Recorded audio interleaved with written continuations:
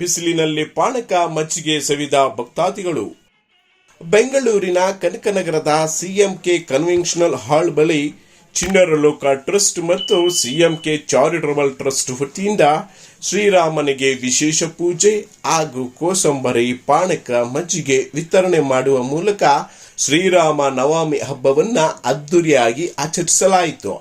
ನಮಗೆ ವಸಂತ ಹೊಸ ವರ್ಷ ಹುಟ್ಟಿದ್ದ 9 ದಿವಸಕ್ಕೆ ರಾಮ ಹುಡ್ತಾನೆ. ಆದ್ದರಿಂದ ನಾವು ವಸಂತನ ನವರಾತ್ರಿ ಅಂತ ಹೇಳ್ತೇನೆ. ನಮಗೆ 2 ನವರಾತ್ರಿ ಬರುತ್ತೆ.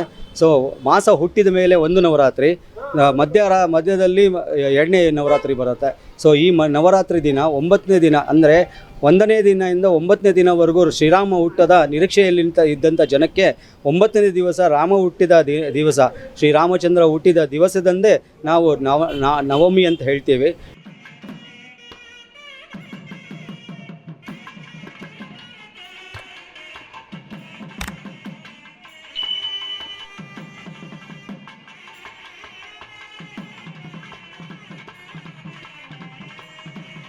ಸಿಎಂಕೆ ಚಾರಿಟಬಲ್ ಟ್ರಸ್ಟ್ ಅಧ್ಯಕ್ಷರಾದ ಸಿ ಮಣಿಕೃಷ್ಣನವರು ಪಾನಕ ಮಜ್ಜಿಗೆ ವಿತರಣೆ ಮಾಡುವ ಮೂಲಕ ಶ್ರೀರಾಮ ಸೇವೆಗೆ ಪಾತ್ರರಾದರು. ಚಿಣ್ಣರಲೋಕ ಟ್ರಸ್ಟ್ ವತಿಯಿಂದ ಪಾನಕ ಮಜ್ಜಿಗೆ ವಿತರಣೆ.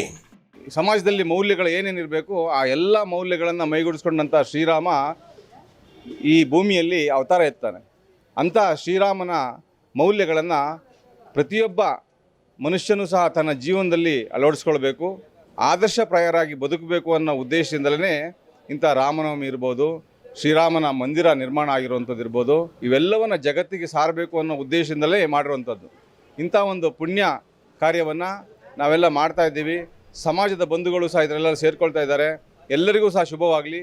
ನಾವು ಸತತ ದಶಕ ಕಾಲದಿಂದ ಶ್ರೀರಾಮ ನವಮಿಯನ್ನು ಆಚರಣೆ ಮಾಡ್ಕೊಂಡು ಬರ್ತಾ ಇದ್ದೀವಿ. ಈಗಿನ ದಿನದಲ್ಲಿ ನಮ್ಮ ಟ್ರಸ್ಟ್ ವತಿಯಿಂದ ಚಿಣ್ಣರಲೋಕ ಟ್ರಸ್ಟು ಮತ್ತು ಸಿಎಂಕೆ ಚಾರಿಟಬಲ್ ಟ್ರಸ್ಟ್ ವತಿಯಿಂದ ರಾಮನವಮಿ ಅಂದ್ರೂ ಈ ಥರ ಪಾನಕ ಮಜ್ಜಿಗೆ ವಿತರಣೆ ಮಾಡೋದು, ಪ್ರತಿಯೊಬ್ಬರೂ ಇದನ್ನು ಸೇವೆ ಮಾಡೋಕ್ಕೂ ಶ್ರೀರಾಮನ ಕೃಪಾಕಟಾಕ್ಷಕ್ಕೆ ಆಗ್ರಹಿಸಬೇಕು. ಚಿಣ್ಣರಲೋಕ ಟ್ರಸ್ಟ್ ವತಿಯಿಂದ ಕಳೆದ 10 ವರ್ಷಗಳಿಂದ ಶ್ರೀರಾಮ ನವಮಿ ಹಬ್ಬವನ್ನ ಅದ್ದೂರಿಯಾಗಿ ಆಚರಿಸಲಾಗುತ್ತದೆ. ಈ ಬಾರಿಯೂ ಕೂಡ 100 ಜನರಿಗೆ ಕೋಸಂಬರಿ ಪಾನಕ ಮಜ್ಜಿಗೆ ವಿತರಣೆ ಮಾಡುವ ಮೂಲಕ ಶ್ರೀರಾಮ ಸೇವೆಗೆ ಪಾತ್ರರಾದರು.